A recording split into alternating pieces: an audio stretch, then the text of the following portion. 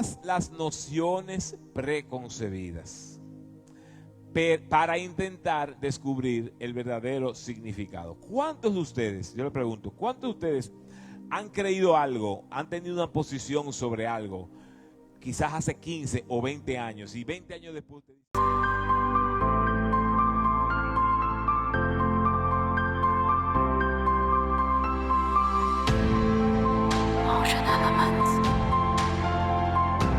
Vamos a discernir y a encontrar la forma de hacer algunas cosas regresando a esa iglesia del primer siglo que por 300 años creció de una manera espectacular y hizo lo que fue enviada a hacer, que fue hacer discípulos, como dice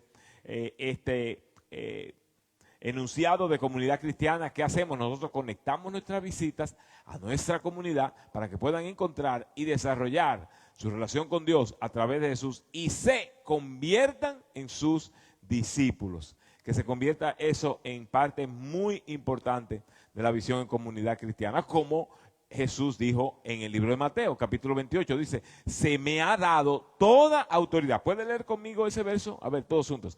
Se me ha dado toda autoridad en el cielo y en la tierra. Por tanto, vayan y hagan ¿qué? Discípulos de todas las naciones. Hablamos que la iglesia del primer siglo hacía dos cosas, compartía dos cosas con la comunidad. Uno era lo que llamamos el querigma en griego, que lo que quiere decir es el evangelio. ¿Qué quiere decir el evangelio? Fue aquello que fue profetizado desde el Antiguo Testamento de que iba a venir un Salvador. Entonces es el Hijo de Dios, Rey de Reyes, nacido del Espíritu Santo, que vino en carne, vivió sin pecado, murió, fue sepultado, resucitó y hoy está sentado a la diestra con el Padre. Ellos se encargaban siempre de recordar esto. Y si ustedes leen el libro de los Hechos, se da cuenta que cada vez que Pedro hablaba, que Felipe hablaba, que el mismo Pablo hablaba, no se olvidaban de incluir estas referencias al querigma, que es el evangelio. Pero no fue lo único que ellos hicieron. Hicieron también lo que en griego se llama el didaché, que es la enseñanza. Entonces ahí ya, este era el misterio que Pablo dice, había un misterio escondido y era que la iglesia se iba a encontrar, se iba a constituir en ese espacio donde íbamos a crecer unos con otros, en comunión con unos con otros y en comunión con Dios. Y ahí íbamos a recibir lo que decimos aquí, instrucción para dejar la vida vieja, para renovar nuestra mente. En otras palabras, venimos a Dios, pero no nos quedamos igual, empezamos a renovar nuestra mente y nos muestra la lista de virtudes que debe caracterizar a los creyentes.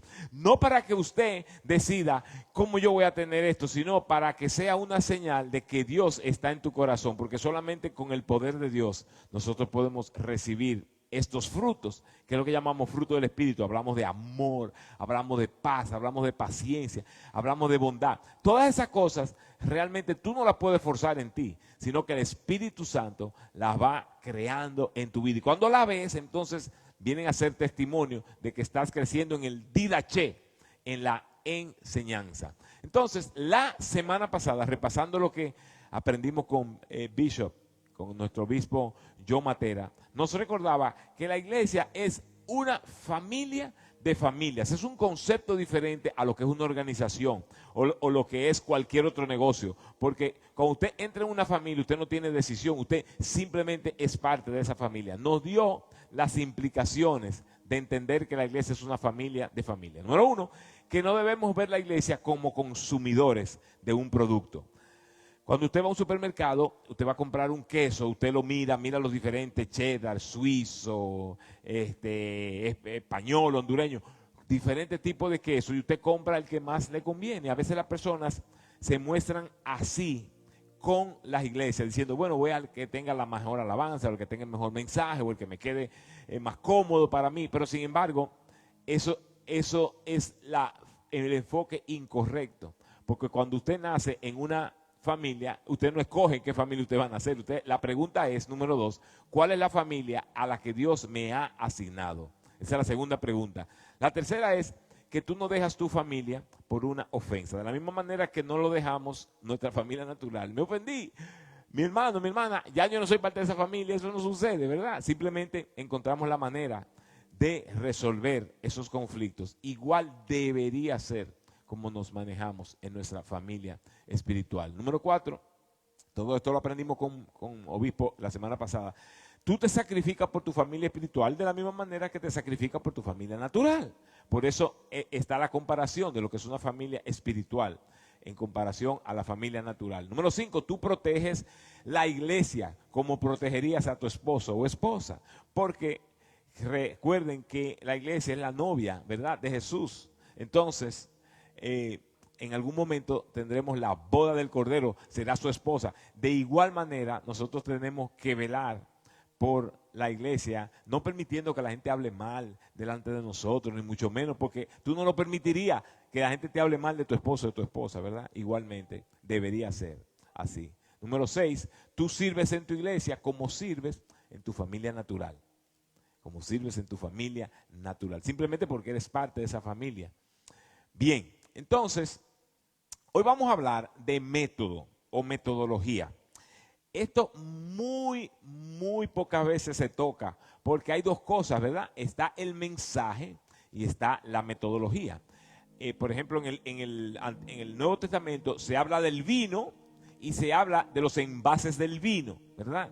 Entonces, el vino no cambia, el mensaje no cambia, el querigma no cambia, el didaché no cambia, pero tenemos que saber el contexto o la metodología en que vamos a comunicar ambas cosas. Entonces, lo que yo voy a hacer ahora es mostrarle cuál es el contexto en que la iglesia se manejaba comunicando estas dos cosas. Y es lo que llamamos el método socrático, que prácticamente ha desaparecido. Pero es importante que empecemos a entenderlo, no solamente a entenderlo, sino a usarlo. Lo vamos a empezar a usar cuando empecemos a hacer este material de cómo vamos a convertirnos en verdaderos discípulos. Se van a dar cuenta que va a ser de una manera diferente. Lo vamos a ir describiendo. Vamos a ver, el método socrático, también llamado debate socrático o método de Sócrates, es uno de los enfoques educativos más antiguos que persigue la enseñanza junto al desarrollo del pensamiento crítico. Aquí lo clave es el pensamiento crítico. El pensamiento crítico quiere decir que no solamente es que tú aprendas de alguien, sino que aprendas a ¿qué? A pensar. Esta es la diferencia entre que te den un pez y que tú aprendas a ¿qué? A pescar. En otras palabras, cuando usamos este método, hay espacio, hay oportunidad de que tú vayas descubriendo por ti mismo, que tú vayas dándote cuenta y descubriendo ángulos o aspectos de la verdad. Esto es muy importante. Bien, su principal característica del método socrático, su principal característica es la eliminación de pretensiones de certeza, con el objetivo de animar a una comprensión más profunda de un tema en particular. Básicamente hay que cuestionarlo todo sin dejar ninguna situación por investigar. Ok. Esto significa que a veces nosotros somos tajantes en lo que estamos completamente seguros que aceptamos y entendemos sobre un tema. Y lo que eso sucede es que te va a impedir a estar abierto a otros aspectos de verdad de ese mismo tema. Cuando tú te detienes y dices, bueno, quizá no lo sé. Quizá, déjame seguir preguntando. A ver qué otras verdades yo voy sacando de ahí. Nos damos cuenta, cuando usted lo ve a través de esos ojos, que Jesús usaba mucho el método socrático. En muchas ocasiones, cuando le hacían preguntas, ¿cómo respondía él? Con otra pregunta. Le pregunta, maestro, ¿y quién es? ¿Y qué debo hacer? ¿Quién es mi vecino? ¿Quién es la persona? Entonces le pregunta, bueno, pero óyeme, si tú dejas, en varias ocasiones le dijo, si tú dejas, pues estaban hablando sobre todo del sábado, porque estaban bien estos religiosos. ¿Qué sucede cuando se te cae un burro, se te cae un caballo en un hoyo un día sábado? ¿Qué tú haces? ¿Lo dejas ahí?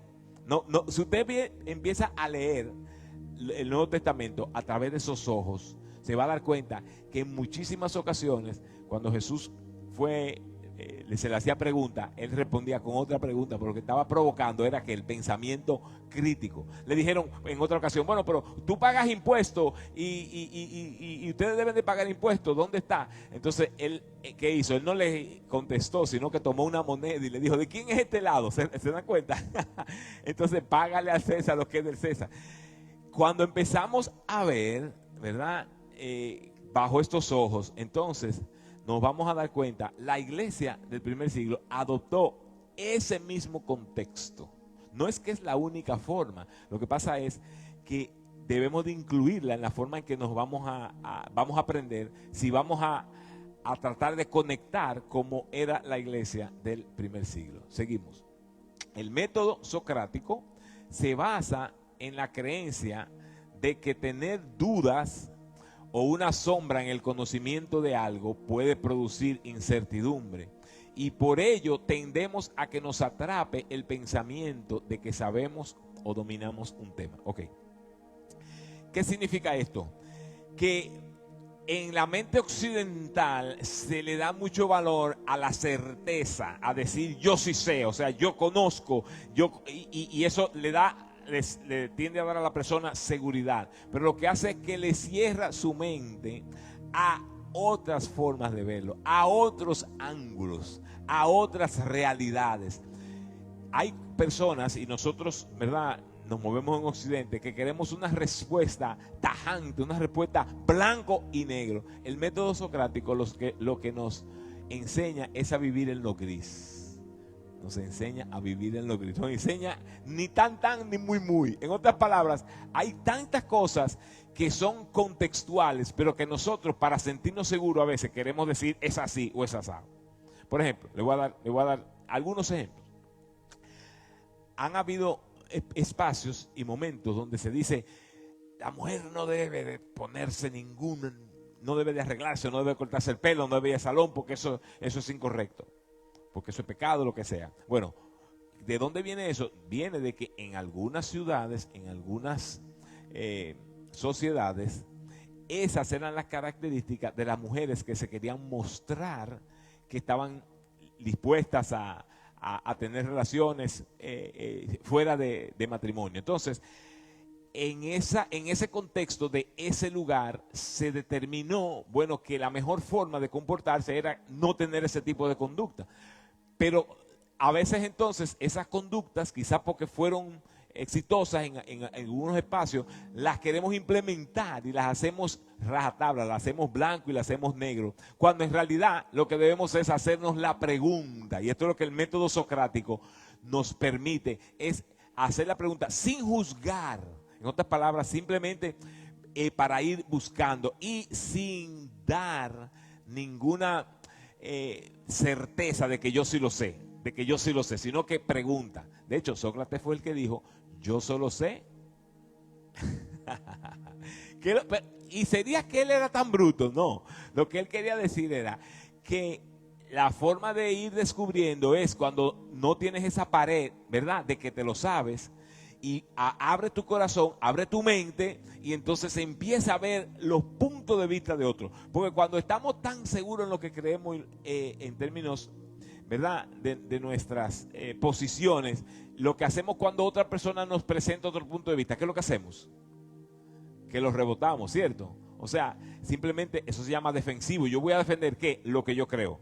Cada vez que hacemos eso, estamos impidiendo observar, estamos impidiendo ver más adelante. La iglesia del primer siglo, segundo y tercero, se manejaba con este principio socrático. Ok, el método se desarrolla a través de un debate sobre un tema en el que pongan en duda todas las nociones preconcebidas para intentar descubrir el verdadero significado. ¿Cuántos de ustedes, yo le pregunto, cuántos de ustedes han creído algo, han tenido una posición sobre algo, quizás hace 15 o 20 años, y 20 años después usted dice, wow, la verdad que yo no lo estaba viendo correctamente, yo la verdad que ahora que como que lo estoy viendo un poquito más claro, ¿sí o no? O sea, que vamos cambiando, vamos viendo la vida cuando se nos van presentando cosas de las conductas humanas, de la gente con las que nos manejamos, vamos entrando esa información. Si usted se abre, usted cambia.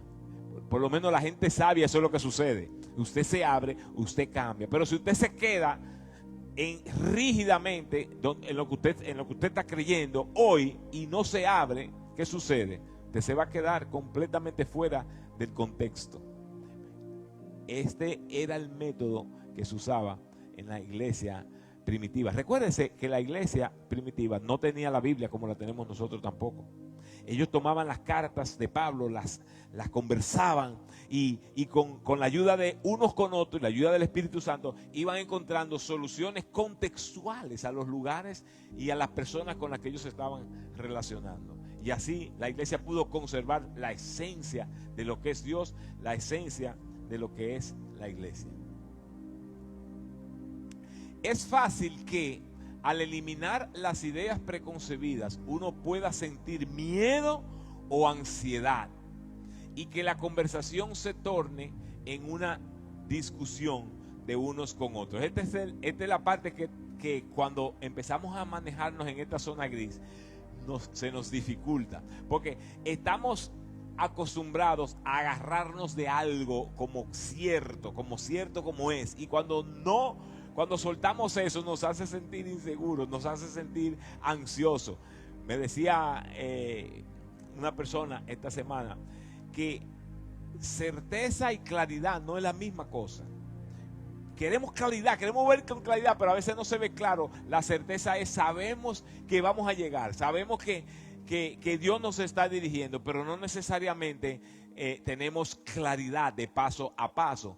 Cuando abrimos nuestra mente, cuando abrimos nuestro corazón, cuando abrimos nuestro entendimiento, entonces nos permite caminar en esa zona gris, pero nos permite descubrir cosas que quizás no hubiésemos descubierto si nos agarramos a lo que ya nosotros conocemos. En el método socrático, el que expone el tema toma un papel subordinado en busca del conocimiento, no de su afirmación. Muy importante, cuando estemos haciendo estos grupos, porque lo que yo le estoy describiendo es la forma en que vamos a manejar los grupos de discusión, los grupos de crecimiento, los grupos de cómo vamos a hacernos discípulos, porque así fue la metodología que usó Jesús con sus discípulos, la metodología que usó la iglesia del primer siglo. Significa que no es un profesor que te está enseñando todas las cosas, sino que es un facilitador.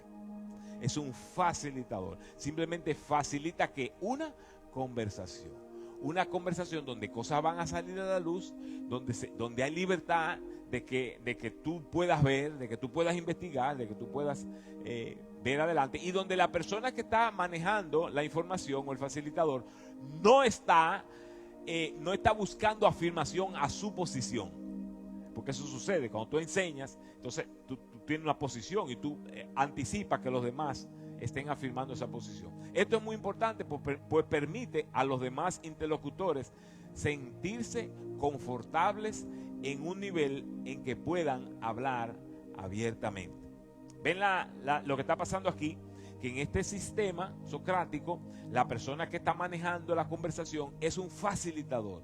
No es una persona que está presentando siquiera su punto de vista. Es una persona que permite que los demás que hablen, conversen, tengan su punto de vista, y que cada persona tenga una visión, ¿verdad?, del texto o del contexto de lo que se está hablando, dentro de su condición y de cómo sus experiencias la van enseñando. Bien, se asume, muy importante esto, se asume modestia en todos y actitudes de humildad, porque son las que evitan que los oradores se conviertan en oponentes. En otras palabras, en esta forma de conversar, en esta forma de manejarse, se asume que como nadie está necesariamente defendiendo una posición, se asume que con modestia cada persona dice, bueno, quizás yo no sé,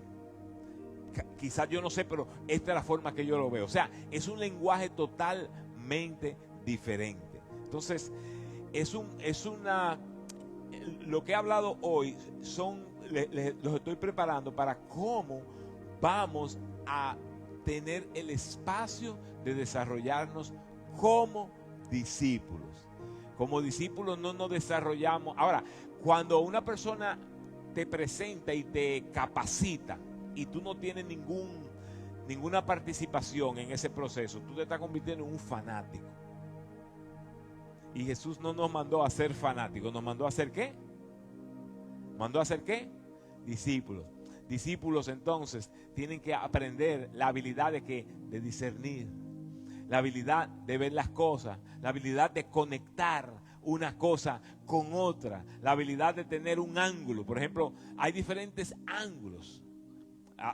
Había hicieron un ensayo con un grupo de personas y lo taparon y le dijeron, abraza este animal y dime qué tú ves, o sea, ¿cómo? Descríbemelo. Entonces lo abrazaron y lo pusieron aquí, le taparon los ojos y entonces agarró y cuando fueron del animal, wow, era grande, enorme, y dice, wow, pero es un animal, yo no sé, pero es un animal enorme, un animal que tiene, wow, una dimensión que ni yo lo puedo abrazar. No sé qué animal es tiene una pata, parece que tiene la pata grande. Cuando viene el otro que abraza, dice, pero yo no, ¿será que estamos hablando del mismo animal? Porque para mí fue muy, muy fácil, yo no era tan rápido. Y cuando le quitaron, que pudieron ver, era un elefante.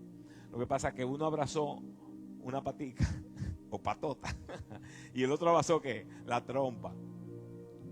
Pero si se ponen a discutir, decimos, no es gordo, es gordo. No, es flaco, no, es las dos cosas. Y ese tipo de discernimiento nosotros como discípulos tenemos que aprenderlo a desarrollar. Es algo que en Occidente se ha perdido. Porque en Occidente es más fácil decir, bueno, es gordo, es grande y gordo. Y ya es por ahí, todo el mundo tiene que... O el otro dice, no, es de esta forma. Lo que nos permite este método, ¿verdad? Es nosotros. Recuérdense que el método lo que desea es que desarrollemos pensamiento crítico. Quiere decir que aprendamos a pensar por nosotros mismos. Que aprendamos, por ejemplo, a discernir cuáles cosas son básicas, son sumamente importantes y en cuáles otras cosas hay libertad. En cuáles otras cosas no es importante que pensemos lo mismo. Porque, ok, tú lo ves así, yo lo veo así. Pero cuando somos cerrados, queremos que todo el paquete tenga el mismo color para todo el mundo. Y no es así. Cuando usamos este método, nos permite, nos da libertad. Hay un pastor que yo conozco, que tengo me gusta mucho, que ustedes lo han oído, Rick Warren. Él dice, en las cosas básicas, en las cosas importantes, tengamos unidad. En las cosas secundarias, aprendemos a practicar el amor. El amor quiere decir, cuando nos relacionamos con personas que piensan diferente a mí, o que tienen puntos de vista diferentes. El amor realmente se manifiesta cuando podemos manejarnos con personas que son diferentes a mí. Amar al que piensa como tú, al que tiene todas las posiciones tuyas, es muy fácil. Aprender a amar a aquellos que, a pesar de que no tenemos ni vemos las cosas del mismo color, ahí, ¿verdad? Aprendemos a amar. Por eso cuando Jesús da la parábola del samaritano, eso fue un choque para esa gente, porque era lo más lejos a esa persona. Era una persona de otra cultura, de que ni se conocían, ni se hablaban, ni mucho menos. Igual cuando la mujer samaritana. Igual él encuentra formas de explicarnos que el amor se desarrolla cuando aprendemos a dar espacio a personas que piensan diferente a nosotros, que tienen otras posiciones, que eso no nos haga chocar con ellos, que no nos haga defender, que no nos haga verlos como oponentes. Ya les digo, dos cosas importantes. El querigma es algo en que tenemos que tener unidad. Querigma es Jesús, es el cumplimiento de esa profecía, esa es la base de nuestra fe. Hijo de Dios, dice que vino, fue concebido por obra del Espíritu Santo, creció, no vio pecado, murió, ¿verdad? Resucitó. Dice que si no creemos en eso, vana es nuestra fe. Esas son cosas básicas en las que está claro ahí. Y la Escritura se encarga de volver a repetirlo una y otra vez, una y otra vez. Ahora, después de ahí hay un montón de cosas, un montón de prácticas, un montón de formas de ver de cómo nos vamos a comportar, de cómo nos vamos a relacionar, que tener un método con esta libertad nos va a permitir entonces desarrollar ese pensamiento crítico que no juzga al otro, Es un pensamiento que te permite a ti tener una posición hoy. Lo que la modestia te permite decir es, yo lo veo así hoy. Pues ¿cuánto no hemos cambiado muchísimas posiciones con el tiempo? Muchísimas, ¿verdad? Entonces, ¿qué te dice que no la vas a cambiar de aquí a mañana? Entonces, nunca te agarre como que esto es así. No, sino hoy lo veo así. Pero si tú lo ves diferente, amén. Y te amo y podemos trabajar juntos. Ese es el tipo de madurez que un discípulo aprende. Que no es un fanático, es un discípulo, una persona que aprende ¿qué? A pensar. Jesús dice que nos iba a hacer ¿qué? Pescadores de hombres. Tú vas a tener que tener tu propia iniciativa, vas a tener que manejarte con tu propio entendimiento para que Dios te desarrolle. Así que yo quería hoy simplemente darle ese entendimiento de cuál es el método que fue el que se implementó, porque era el que la sociedad tenía como 700 años usando ese método socrático, y como hoy casi no se usa, es parte de lo que vamos a ir rescatando. No es que todo va a ser así, ni que ese es el único método, pero obviamente es un método que fue de mucha utilidad para la iglesia primitiva y pienso que no lo debemos de descartar. Así que la semana que viene vamos a dar un poco más de detalles sobre cómo vamos a implementar este método en los grupos a partir después que empiece el verano. Y por cierto, cada persona que se inquiete y dice yo como que me pica, como que yo quiero ser parte de eso, ¿verdad? Va a tener posibilidad de participar de dos maneras. Número uno, como facilitador. Usted dirá, pero que yo no me sé tanto la Biblia. No importa, porque el facilitador, eso no es lo que estamos pidiendo. Estamos pidiendo que usted sea capaz de facilitar esa conversación. De hecho, si no sabe, hasta mejor es, porque no tiene nada que defender. Si el facilitador dice, bueno, mira, yo no estoy muy seguro, este es el tema que tenemos hoy, ¿tú qué piensas? La persona comparte, oh, qué bien, ¿y tú qué te parece? Wow, ¿y qué tú ves con esto? No es que van a estar completamente a lo loco, hay material que lo van a leer, hay material que lo van a tener que estudiar. Entonces, pero cada persona lee un material y saca algo diferente. Entonces, es una forma que es algo bien novedoso. Es algo que mi esposa y yo hemos estado siendo parte de un grupo socrático por más de 1 año y medio, y dijimos, yo creo que es el momento de nosotros implementar, porque nos ha bendecido enormemente. Y por el grupo en que estamos, empezamos a ver ángulos, empezamos a ver cosas que solo no lo hubiéramos descubierto. Solo, o sea, yo lo cojo leyendo el mismo pasaje, leyendo el mismo libro. Si yo me quedo solo, lo que Jorge o Ramón comentaron de lo que ellos leyeron, si yo no soy parte de ahí, no lo escucho, porque no es mi ángulo, no es la forma en que yo lo voy a discernir. Ahí está la bendición, donde todos nos bendecimos y donde no hay nadie que domina, sino que todos vamos a crecer. Así que los voy preparando porque queremos hacer eso. Entonces, todo el que quiera ser facilitador, lo vamos a entrenar. Eso quiere decir 6, 7 semanas que vamos a tener que reunirnos, entrenarnos en esto. Entonces, el resto será parte de un grupo que se facilitado sobre este tema de cómo volver a la manera de Jesús y sus discípulos. ¿Le parece? Bien. Ok. Cantamos.